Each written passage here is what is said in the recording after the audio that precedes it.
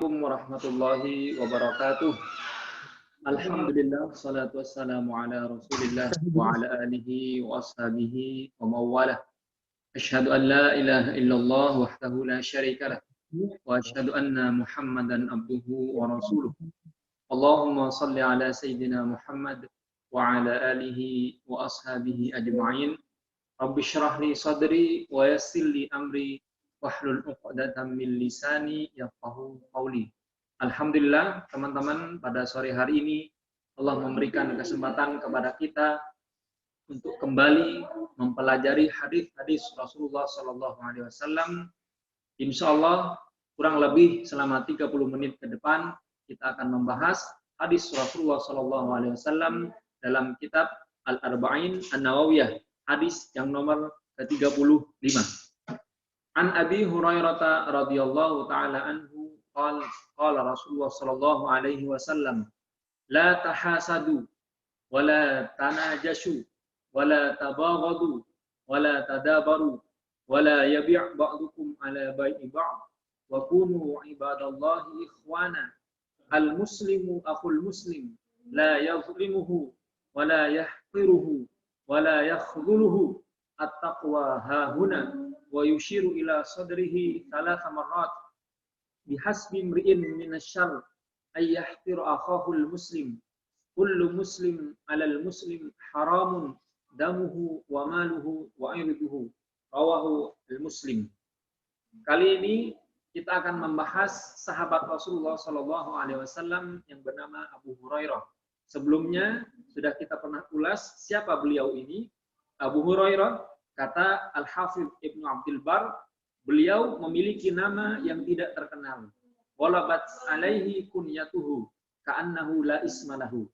Kata Imam Ibnu Abdul Bar, Abu Hurairah nama aslinya tidak sepopuler dengan nama kunyahnya.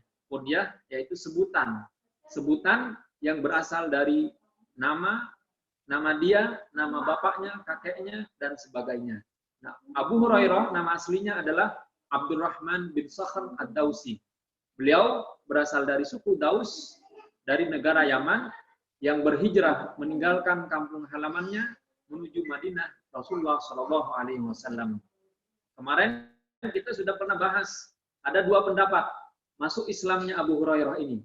Pendapat pertama mengatakan bahwa Abu Hurairah hijrah menuju Madinah, kemudian bertemu Rasulullah para sahabat, kemudian beliau masuk Islam.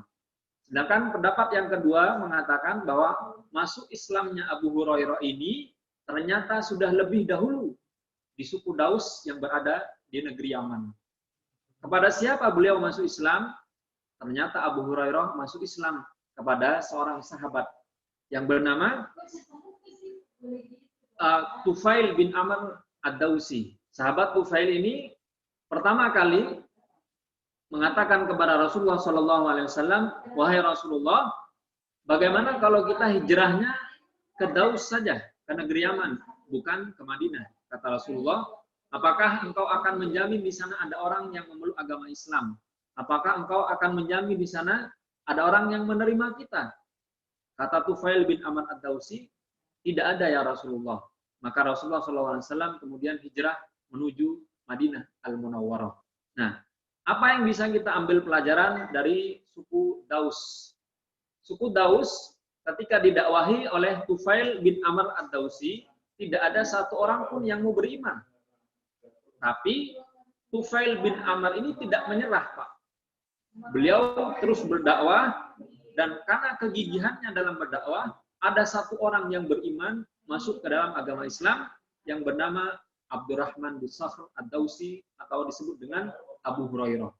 Dengan satu orang memeluk agama Islam, Abu Hurairah masuk ke dalam agama Islam, kemudian Abu Hurairah menjadi sahabat Rasulullah SAW yang meriwayatkan hadis paling banyak sejumlah, kemarin kita sudah bahas 5.347 hadis Rasulullah SAW yang diriwayatkan oleh sahabat yang bernama Abu Hurairah.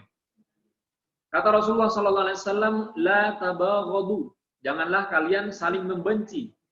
Wala tadabaru, la tahasadu, janganlah kalian saling hasad. Wala tanajashu, jangankan saling berbuat najas. Najas itu sebuah transaksi yang dilakukan oleh seseorang dengan niat bahwa barang itu akan dinaikkan harganya. Contoh, ada seorang pembeli. Ternyata dia tidak berniat membeli, Pak. Niatnya melakukan najas. Seperti apa prakteknya? Ada orang jual air misalkan. Air ini harganya katakanlah 1.000 perak satu gelas. Tapi ada orang pura-pura menawar air ini dengan harga yang lebih mahal. Orang itu berkata, "Bang, gimana kalau air yang satu gelas itu saya beli 10.000?" Akhirnya orang yang berada di sekitar pasar menaikkan harga. Oh, ternyata ada yang nawar 10.000, padahal harga aslinya cuma 1.000. Ada lagi yang menawar 15.000. Nah, itu yang disebut dengan najas. Jadi kita pura-pura mau membeli, padahal sebetulnya tidak mau membeli. Wala tabaghadu, janganlah kalian saling membenci. Wala tadabaru, janganlah kalian saling bermusuhan. Wala yabi' ba'dukum ala bai'i ba'd, janganlah kalian menjual di atas penjual teman kalian, menjual di atas penjualan saudara kalian. Seperti apa contohnya, Ustaz? Contoh. Wala yabi' ba'dukum ala bai'i ba'd, menjual di atas penjualan saudara kita.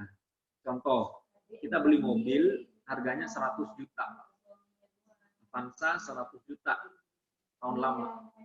Nah, tiba-tiba ada yang nawar mobil itu harganya 110 juta. Sedangkan kita dengan pembeli sudah deal harganya 10 juta, dia sudah DP 10 juta, sisa 90 juta. Kemudian ada tawaran baru 110 juta. Nah, karena ada tawaran baru ini, kita meng-cancel transaksi awal kita dengan harga 100 juta. Kita kembalikan, mohon maaf, kita tidak jadi menjual. Karena apa, Pak? Ya pokoknya nggak jadi. Padahal di cancelnya jual beli itu karena ada orang yang menawar lebih mahal. Ini yang disebut dengan wala yabi' ba'dukum ala bai'i ba'd. Janganlah kalian menjual di atas transaksi saudara kalian. Wa kunu ibadallahi ikhwana, dan jadikanlah kalian ibadallahi ikhwana, hamba Allah yang ikhwana, bersaudara. Al-muslimu akhul muslim, seorang muslim saudara bagi muslim yang lain. La yazlimuhu, tidak menzaliminya. Wala yahqiruhu, tidak mencelanya. Wala yakhdhuluhu, tidak menipunya. At-taqwa hahuna wa yushiru ila sadrihi salam samarat. Kemudian Rasulullah SAW mengatakan at-taqwa hahuna.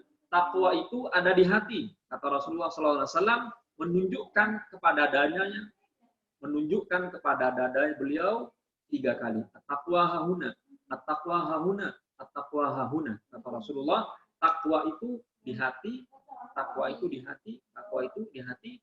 Kemudian beliau menunjukkan kepada dadanya.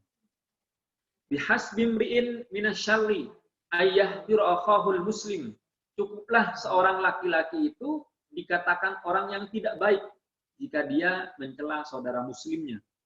Kullu muslimin alal muslimi haramun. Setiap muslim dengan muslim yang lain tidak boleh atau haram. Damuhu, darahnya, maluhu, hartanya, wa irduhu, dan kehormatannya. Nah, 3 hal ini tidak boleh kita langgar.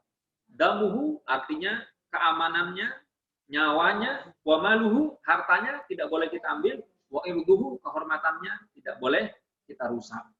Nah, teman-teman, wala tahasadu, apa artinya hasad, Ustaz? Hasad dalam bahasa Arab artinya kita menginginkan kenikmatan yang sudah didapatkan oleh orang lain hilang dari dia. Ada orang dapat mobil baru, Pak. Mobil mewah. Orang hasad seneng kalau orang lain susah.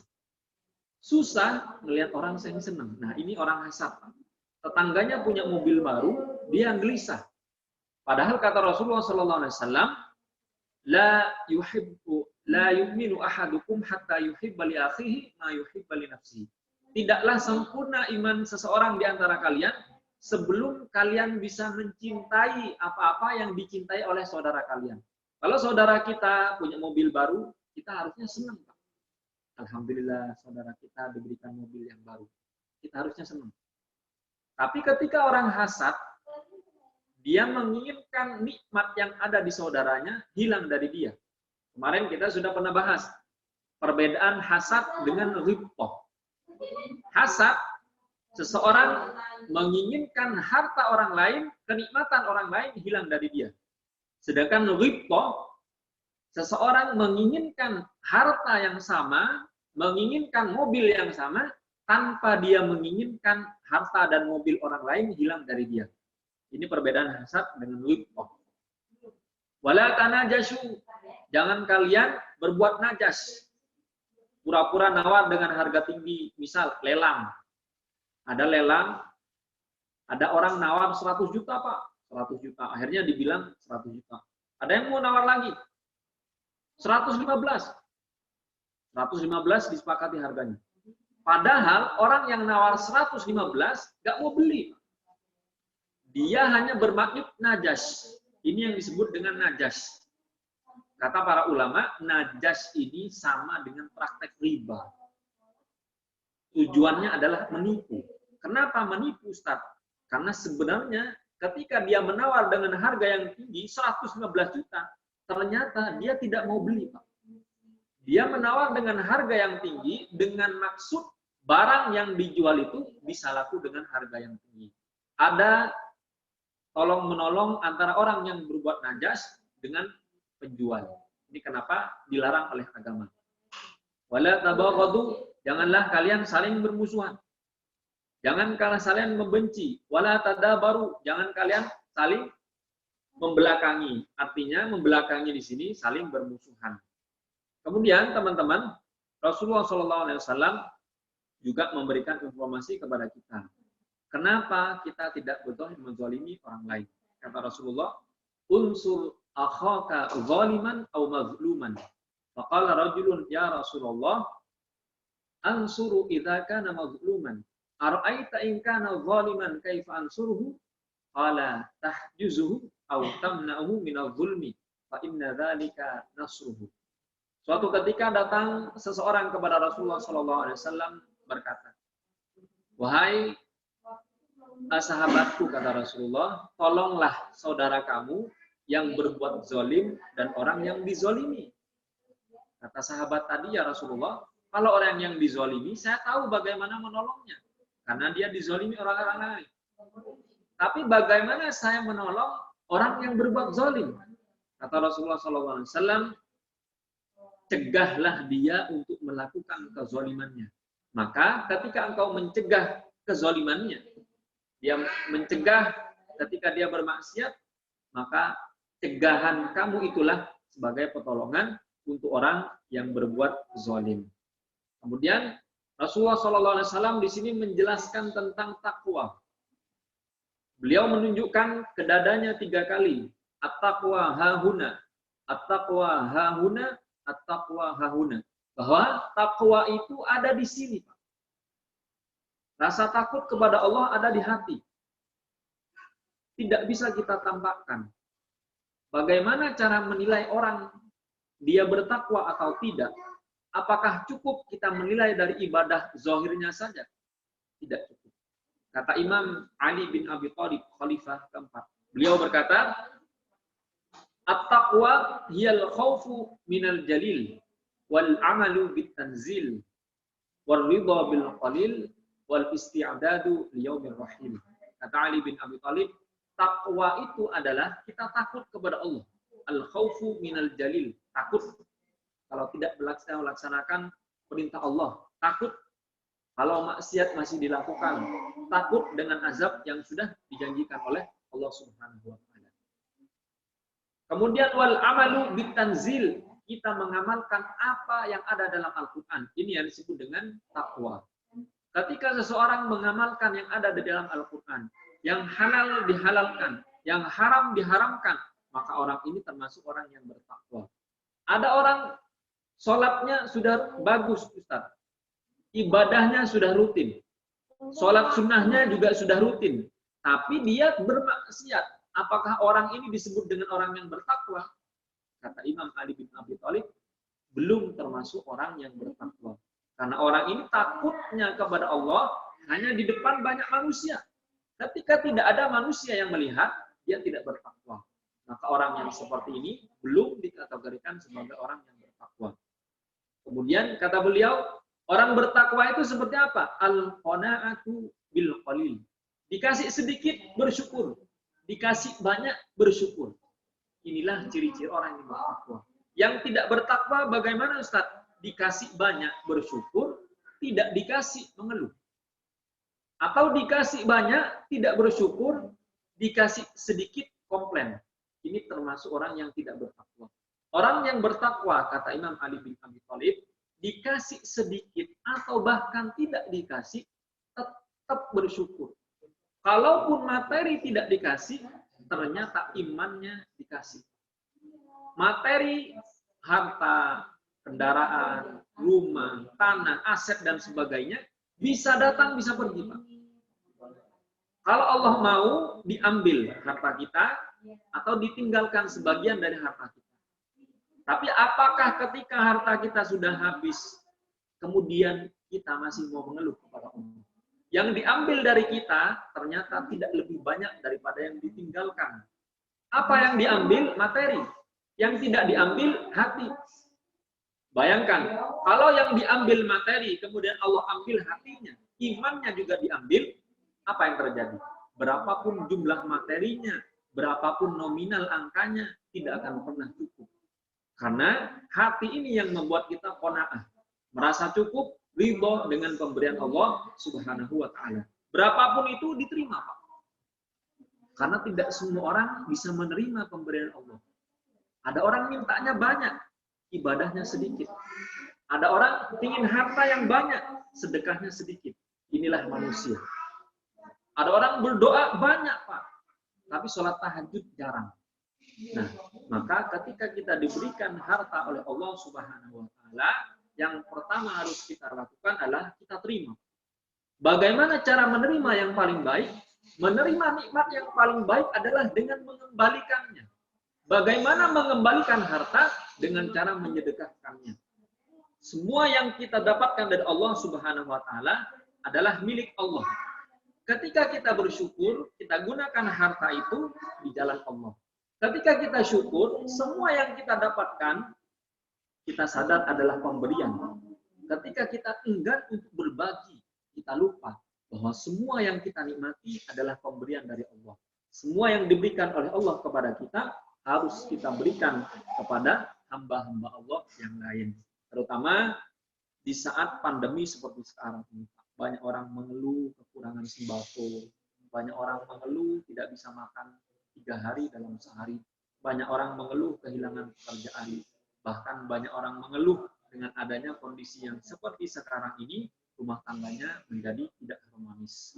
Maka teman-teman yang diberikan kemampuan oleh Allah Subhanahu wa Ta'ala, yakinlah bahwa orang-orang yang diberikan kemampuan berupa materi, harta benda, uang, dan sebagainya, kalian diberikan kesempatan untuk membantu orang lain. Kalian diberikan kesempatan untuk membantu orang-orang yang tidak mampu. Tidak semua orang diberikan materi berlebih ketika semua orang dihilangkan materinya. Semua orang mungkin saat sekarang ini tidak memiliki pekerjaan, tidak memiliki kegiatan. Maka orang-orang ketika tidak sanggup untuk bekerja, tapi Allah masih memberikan harta, yakinlah orang yang seperti ini adalah bukan orang sembarangan. Allah titipkan sebagian hartanya agar apa? Agar orang itu bisa membantu saudara-saudara Muslim yang lain.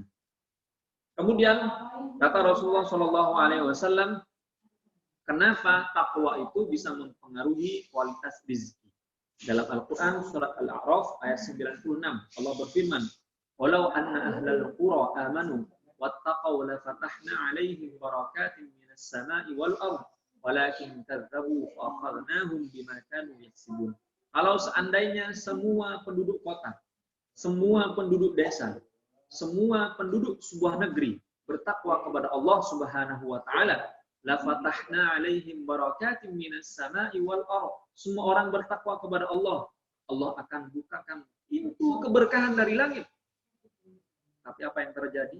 Walakin kadzabu. Tapi mereka tidak mau beriman. Mereka sudah beriman tapi tidak ikhlas beribadah. Mereka beribadah tapi tidak mau istiqomah. Maka teman-teman yang diberikan nikmatnya ibadah oleh Allah Subhanahu wa taala harus disyukuri. Tidak semua orang merasakan nikmat dalam ibadah. Tidak semua orang merasakan nikmat ketika mereka sholat. Ada orang ketika sholat justru jadi beban. Kenapa jadi beban? Karena mereka tidak merasakan nikmatnya beribadah. Kenapa berat untuk sholat malam? Karena begitu bangun untuk melaksanakan sholat malam, mereka tidak nikmat. Maka teman-teman yang sudah diberikan kenikmatan dalam ibadah, dakwahi teman-teman yang lain yang belum merasakan nikmat dalam beribadah. Nah, ini teman-teman yang bisa kita kaji pada kesempatan sore hari ini tentang bagaimana Rasulullah SAW mengajarkan kepada kita agar tidak hasad. Pertama, Rasulullah bilang, jangan hasad. Kenapa Ustadz orang-orang bisa hasad? Nah, pertama, imannya tidak baik. Ketika seseorang imannya tidak baik, kemudian dia memiliki sifat hasad, yang terjadi adalah dia membandingkan jatah rizkinya dengan jatah rizki tetangganya. Akhirnya dibandingkan jatah rizkinya dengan jatah rizki saudaranya. Ketika membandingkan jatah rizki dia dengan jatah rizki orang lain, kemudian disamakan. Kok saya begini? Padahal kerja saya lebih banyak dari saudara saya. Sementara rumah saya, mohon maaf, lebih kecil dari rumah saudara saya.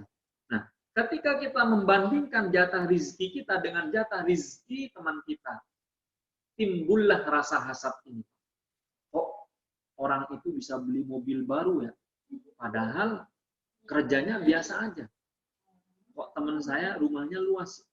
Padahal saya bekerja lebih keras. Nah, rasa hasad itu timbul, Pak, karena kita membandingkan jatah rizki kita dengan jatah rizki orang lain. Kalau kita tidak pernah membandingkan apa yang kita miliki sekarang dengan apa yang dimiliki oleh orang lain, insya Allah rasa hasad itu tidak akan timbul. Disinilah setan masuk ke dalam kehidupan kita, mengganggu iman kita. Tuh, teman kamu kan kerjanya biasa aja. Sholatnya juga biasa aja. Sedekahnya juga sedikit. Kok Allah kasih banyak? Akhirnya orang yang sudah giat ibadahnya, sudah rutin sedekah, sudah istiqomah sholat tahajud, mulai goyang, Pak. Oh iya ya, dia sholatnya biasa aja. Sedekahnya juga jarang. Puasa bahkan bolong-bolong. Bisa Allah ngasih rezeki sangat banyak. Nah, disinilah iman kita diuji oleh Allah Subhanahu wa ta'ala. Hasad dibolehkan dalam agama Islam dalam dua perkara. Kata Rasulullah SAW, la hasada illa fitnataini. Yang pertama, rajulun atahu Allahu malan fahuwa yunfiqu bihi ana al-lail wa ana an-nahar. Hasad dibolehkan dalam dua perkara. Yang pertama, kita boleh hasad kepada seseorang yang diberikan harta yang sangat banyak oleh Allah. Kemudian dengan harta yang sangat banyak ini, orang itu bersedekah, Pak, menghabiskan hartanya di jalan Allah. Ketika kita melihat orang yang seperti ini, kita boleh hasad. Yang kedua, warajulun atahullahul Qur'an. Kemudian ada hamba Allah yang diberikan Quran di dadanya. Dia hafal Al-Quran, mengamalkan apa yang ada dalam Al-Quran. Kemudian dia mengamalkan setiap hari, kita boleh hasad kepada orang yang seperti ini. Yang pertama, orang yang banyak harta dan banyak sedekah. Yang kedua, orang yang hafal Al-Quran, kemudian dia mengamalkan apa yang ada dalam Al-Quran. Sekali lagi, teman-teman, ketika kita terbenak dalam hati kita membandingkan harta kita dengan harta orang lain, menandakan bahwa kita imannya tidak bagus. Orang yang imannya bagus, datang sedikit, alhamdulillah, datang banyak, alhamdulillah. Bahkan mungkin ada waktu-waktu yang tidak datang sama sekali. Tetap bersyukur, alhamdulillah. Karena ternyata, meskipun tidak didatangkan rezeki yang sangat banyak, masih didatangkan nikmat berupa kesehatan. Meskipun tidak didatangkan rezeki dengan sangat banyak, masih dijaga keluarganya oleh Allah Subhanahu wa ta'ala. Maka teman-teman, yang masih memiliki keluarga yang harmonis, masih memiliki anak yang banyak, masih memiliki anak yang soleh dan soleha, masih memiliki tempat tinggal, bersyukurlah kepada Allah Subhanahu wa taala. Jangan pernah membanding-bandingkan jatah rizki kita dengan jatah rizki orang lain. Begitu kita membandingkan, ada yang salah dengan iman kita. Seakan-akan kita mengatakan, ya Allah, kenapa engkau tidak adil? Saya bekerja 24 jam dalam sehari, 7 hari dalam seminggu, bahkan hampir tiap hari dalam sebulan saya bekerja, kok hasilnya begini-begini saja. Kata Rasulullah SAW, man asbaha man amsa kalan min amali wadihi man amsa kalan min amali yadihi amsa maufuran lahu. Barang siapa yang melewati sebuah sore dalam keadaan capek, letih, berusaha untuk mencari nafkah, kata Rasulullah, amsa maufuran lahu. Orang ini memasuki sore itu dalam keadaan diampuni dosa-dosanya oleh Allah Subhanahu wa taala. Itulah kenapa kita sedang merasakan capek letih dalam mencari rezeki, sudah bekerja ternyata belum dikasih, sudah mati-matian ternyata bisa rugi, sudah keluar modal banyak ternyata ditipu orang, kita pusing, mulai mengeluh. Kenapa begini ya Allah? Nah, dalam kondisi seperti ini teman-teman, yang harus kita yakini Allah tidak pernah salah dalam membagi jatah rezeki masing-masing hambanya. Ada Allah yang menjamin rezeki kita. Ada rezeki yang sudah dijamin sama Allah. Rezeki kita tidak akan tertukar dengan rezeki teman kita, saudara kita, dan sebagainya. Jadi kalau kita yakin dengan pembagian rezeki ini sudah sesuai dengan kita, kapan waktunya, berapa kadarnya, insya Allah. Apapun yang terjadi dengan apa yang sudah pernah kita miliki, diambil lagikah oleh Allah, dicurikah oleh orang, ditipukah oleh teman, insya Allah tidak akan mempengaruhi iman kita kepada Allah Subhanahu wa taala. Ini yang bisa kita kaji, teman-teman. Jika ada pertanyaan, kami persilahkan. Jika ada yang ingin menambahkan, kami juga persilahkan. Silakan Mas Syarif. Baik, Bapak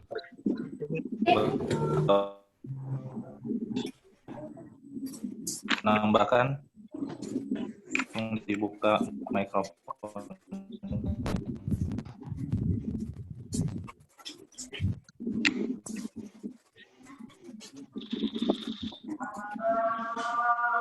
Ya, Ustaz. Baik. Jika tidak ada, kita cukupkan kajian kita sore hari ini.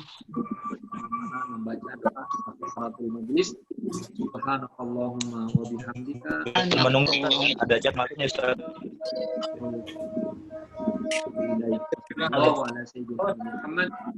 Assalamualaikum warahmatullahi wabarakatuh. Bagaimana cara kita membantu saudara kita sesama muslim dalam